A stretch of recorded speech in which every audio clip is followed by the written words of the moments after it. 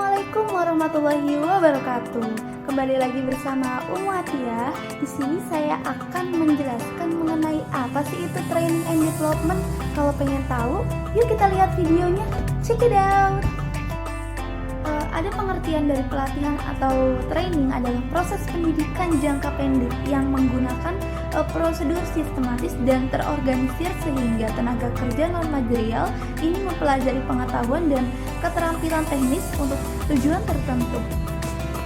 Dan di sini ada pengertian dari pengembangan. Nah, pengembangan ini diartikan sebagai penyiapan individu untuk memikul tanggung jawab yang berbeda atau yang lebih tinggi dalam perusahaan, organisasi, lembaga, atau instansi pendidikan. Dan dilanjut dengan pelatihan dan pengembangan. Nah, definisinya adalah program untuk meningkatkan keterampilan dan pengetahuan agar kinerja karyawan ini meningkat juga untuk promosi akhir. Nah, pelatihan di sini merupakan aktivitas atau latihan untuk meningkatkan mutu, keahlian, kemampuan, dan keterampilan dalam suatu organisasi atau perusahaan. Nah, pelatihan ini adalah suatu proses belajar tentang pengetahuan dan keahlian yang disesuaikan dengan kualifikasi dari latar belakang, kualifikasi pekerjaan yang ditetapkan atau ditawarkan dengan kompensasi berupa pangkat atau jabatan tertentu. Dilanjut dengan tujuan diselenggarakannya pelatihan dan pengembangan. Kerja menurut Shimamura yang diarahkan untuk membekali, meningkatkan, dan mengembangkan kompetensi kerja guna meningkatkan kemampuan, produktivitas, dan kesejahteraan.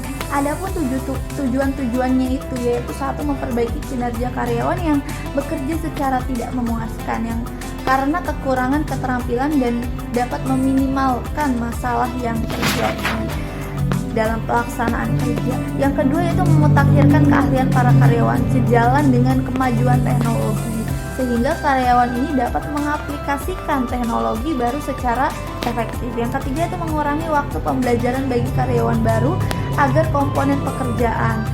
4. Ini membantu memecahkan masalah operasional. Yang kelima yaitu mempersiapkan karyawan untuk promosi.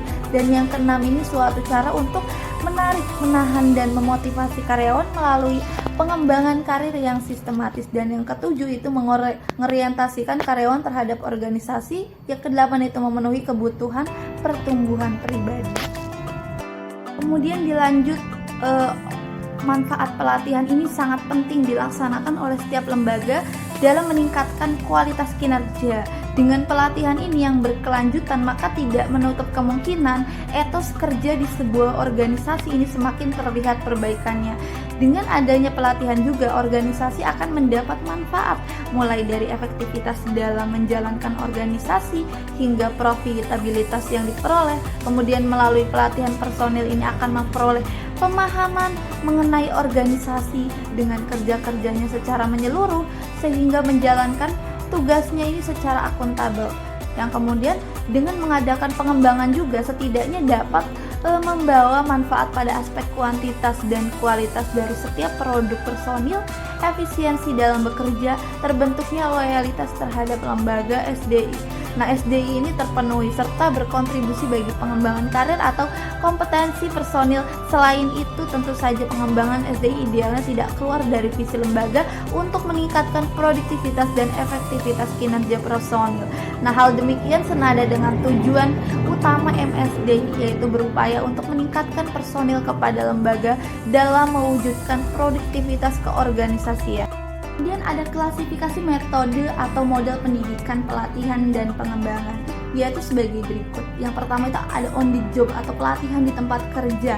Metode ini yang pelatihan yang paling banyak digunakan. Karyawan dilatih tentang pekerjaan baru dengan supervise langsung seorang pelatih yang berpengalaman.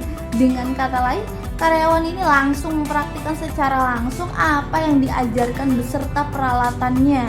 Gitu, berbagai macam teknik ini yang bisa digunakan dalam praktek seperti pertukaran pekerjaan, bimbingan dan penyuluhan, magang, instruksi pekerjaan, dan sistem evaluasi. Yang kedua itu ada off the job atau pelatihan di luar tempat kerja yang sebenarnya terdiri dari simulasi. Nah, teknik ini umumnya digunakan untuk melatih para manajer yang mungkin tidak boleh menggunakan metode trial and error untuk mempelajari pembuatan sebuah keputusan. Adapun diantaranya itu seperti contohnya tadi kasus pelatihan yang dimana karyawan ini diminta untuk menganalisis suatu masalah dan memberikan solusi yang terbaik dari masalah tersebut. Yang kedua adalah information presentation. Nah, ini contohnya ini seperti kuliah, presentasi, video, belajar mandiri, seminar, dan lain-lain. Kemudian ada laboratory training yang bentuk pelatihan kelompok ya, yang terutama digunakan untuk mengembangkan interpersonal skill. Nah, metode yang akan digunakan oleh perusahaan dalam melaksanakan program pelatihan ini tidak ada satupun metode yang paling baik. Diperlukan adanya suatu kombinasi antara metode yang satu dengan metode yang lainnya, seperti itu. Hanya itu yang bisa saya sampaikan. Terima kasih kepada teman-teman yang telah mendengarkan. Semoga dengan video ini bisa bermanfaat bagi kalian semua. Terima kasih. Wassalamualaikum warahmatullahi wabarakatuh.